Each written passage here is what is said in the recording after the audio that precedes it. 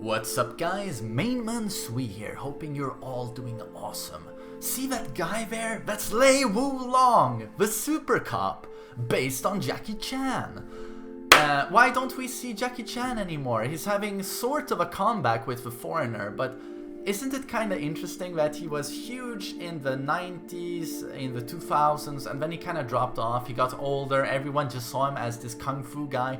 And as he became irrelevant, so did Lei Wulong! Is it a coincidence? So I wanted to just touch upon this subject because a lot of people, I've seen lots of videos, I think Call Me RJ, I think, did a video about Lei Wulong that got a shitload of views. A lot of people, when I worked with Namco, they actually told me like, we get bombarded by requests for Lei Wulong. I mean, not millions of them, but if there's one character people have been asking about, it's Lei Wulong. And so I saw bits of that RJ video, and then I've seen comments all over YouTube, and people have made dedicated videos for Ganryu, Julia Chang. Where are these characters? Where's Beck? I love Beck. Where's Ogre? And where's Wang? Where's my Wang? It's gone! I mean, that would be a nightmare. But all kidding aside, why are those characters gone? Harada, I've linked below to Harada's Twitter, where, I mean, he's bombarded with these, oh, where's this character? Where's this character? He gets those quite a lot, he gets very tired of them, so he actually made a super extensive essay, it's kind of long, where he wrote why those characters aren't in the game. And it basically boils down to, no one plays them. Namco have statistics of character usage, believe it or not. And Lei is not played a whole lot. I don't know if maybe you're new to Tekken 7. Thank God we got a lot of fresh blood with Tekken 7. It's a great game. Many people have gotten into Tekken suddenly. And if you didn't play Tag 2, you probably don't know that you never saw Lei. You'd see him occasionally, but he wasn't really a character people, you know, liked. You didn't see him a whole lot. And what Harada explains is that if we don't see a particular character a lot, you know, in the character usage data, we're not very motivated to put him in the next game, and it's a lot of work making one of those characters. And he also explains, and this is super obvious, you know, with Tekken 7, that we wanted to appeal more to casual players. And when you have a game like Tag 2 where you have 50 characters, casuals hated that game. There's just too much to learn, too much bullshit. Tekken is a very hard game. Do we really need 50 characters with 100 moves each? So he explains that to cater more to casuals, you know, and make a successful Tekken game, we had to drop a couple of characters.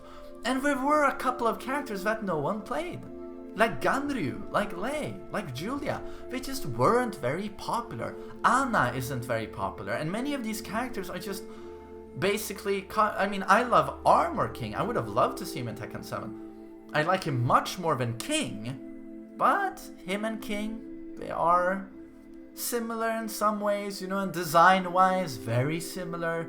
So if one of them had to stay, obviously it would be King, who's never missed a Tekken game. Why hasn't he missed any Tekken games? Because he's one of the absolute fan favorites.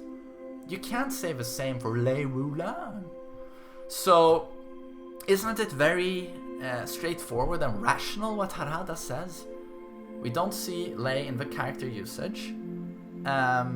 It would make the game unnecessarily complicated to include all of those characters people don't play, and it would eat up a lot of development hours trying to get Beck into the game, or Lei, and all of those characters. So isn't it for the greater good that they got rid of at least a couple of characters?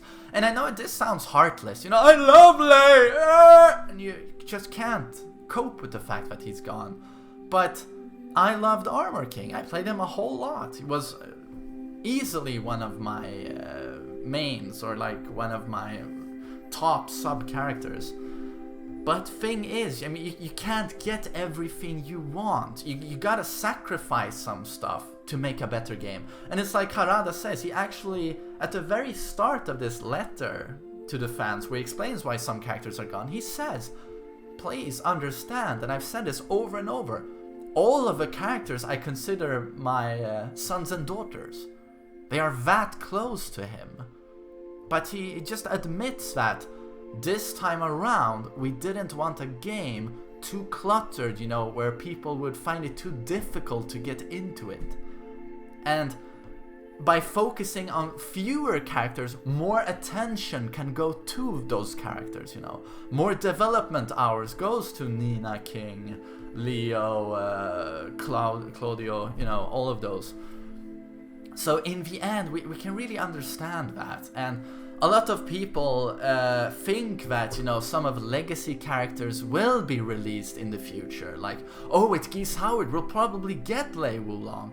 But what are the odds for that? I mean, like any game, any new AAA title, you know, it's released, casuals play it, and then a couple of months later, casuals are playing the latest Call of Duty, the latest MOBA.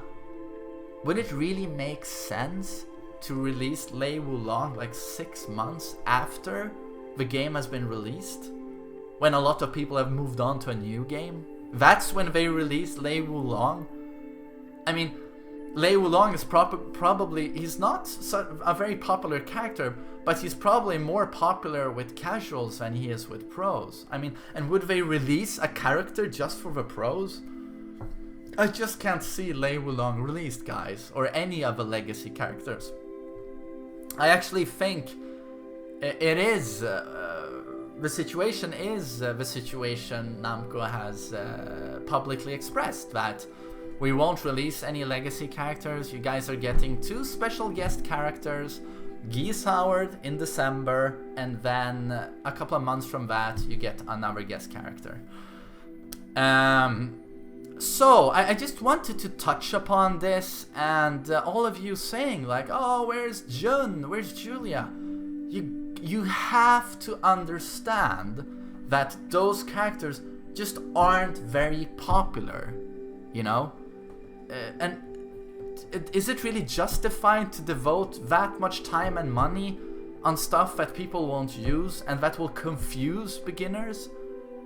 I mean, Tekken is a legacy game. We need more people playing it. And if they would have removed Kazuya, which they might as well do. I mean, Heihachi is not going to be in Tekken 8, obviously. I mean, it's for the greater good. I didn't like seeing Heihachi die, but it's for the greater good. It was his time. And Kazuya is probably going to die. That's my main. Only played him for 20 years, you know. He's my son or father, I don't know. But I would understand if they had to remove that. You know, story canon-wise. And yeah, I mean, Bandai Namco have made an awesome game and they have their reasons for everything. And so read his letter there below in case you feel like, oh, this wasn't clear enough. I'm not going to read it over this recording. But I just wanted to very quickly touch upon this. And I just don't see these characters being released. I mean, why would they? I mean, of course, I mean, I would be super happy for... I mean, mega fans of Lei Wulong if he was released. I would be like, okay, good for them, but would it hurt the game potentially? Yeah, it could.